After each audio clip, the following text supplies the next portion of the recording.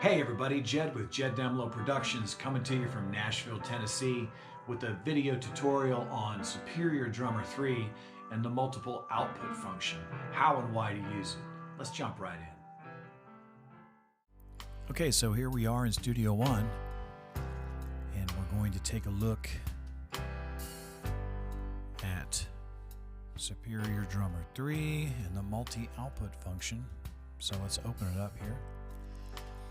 Now, if we go to the mixer, you'll see here that I've got everything on separate outs already, but normally when this comes up, they would all be, going out 1 and 2, which is the stereo outs. But what I want to do is I want each one to be on individual tracks. So I've got kick, snare top, snare bottom, hi-hat, and so forth. So what I did, the kick is on 1 and 2.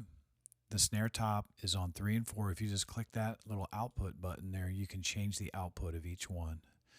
The snare bottom is on 5 and 6. You just go up like that. Hi-hat, 7 and 8. Make sure they're all on their own individual outs, stereo outs, all the way over to the room, and that's where I stopped at 17, 18. Now, here's the most important thing that you need to know. This little arrow up here is the output. Okay, when you click that, it'll show you the outputs that you're using. Now, normally you would just see the stereo 1 and 2. That's what you'll see until you do this. And then these will show up, but they won't be clicked when you first see them. What you need to do is you need to go and you need to click all of these, okay? So I've gone all the way down to 17 and 18. That's how you get the whole thing working, okay? Once you do that, you're good to go. So now I can go down to my mixer, and I've got all of the drum parts on individual tracks, which is great because you can use any of your plugins that you have in your DAW on these individual tracks. So it gives you way more control. So let's say, for instance, I needed to do something to my snare. Okay, let's just solo the snare. And let's just say I wanted to, use some kind of EQ on it. Okay, so I can go in and I can boost high end if I want to. If I needed to roll off low end, whatever I wanted to do, I can use my plugins that are right inside my DAW. If I've got a favorite compressor or whatever it is that I want to use, now I can use all that right on the individual channels because you set it up like this. That's why you do it, because it just gives you amazing control.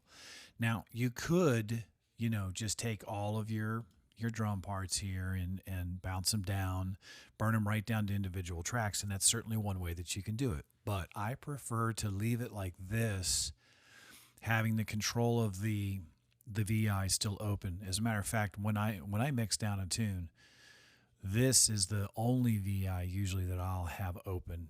Everything else does get bounced down to audio. But this guy, I want to be able to go in. Let's say I wanted to change a fill. I can do that. Okay. If I've already committed to audio, I can't go back and change that fill easily. This way I could do it really fast if I wanted to. And I have all of my controls in my mixer. I can change panning right here, if I want to. So, like in my hi-hat here, I could change the hi-hat over to the left if I want. Whatever I want to do, I have the control right here in the VI to do that kind of thing, okay? Then, on top of it all, I've got all the control that I have down here in my mixer. So it's a fantastic way to work with Superior Drummer 3. So if you're not using multiple outs, start doing it. Your drums will get huge immediately. You can always also, bust things together still, like the snare top, snare bottom. You can see here where I made just a snare bus right here on my snare. So you've got all that additional control by doing it like this. Okay, so that's going to be about it for me today. If you have questions on this, please leave those in the comments. I appreciate you being with me today. please subscribe to the channel. I am a singer-songwriter producer in Nashville, Tennessee, producing country music. So check out my website at jeddemlowproductions.com. And I'll talk to you again real soon.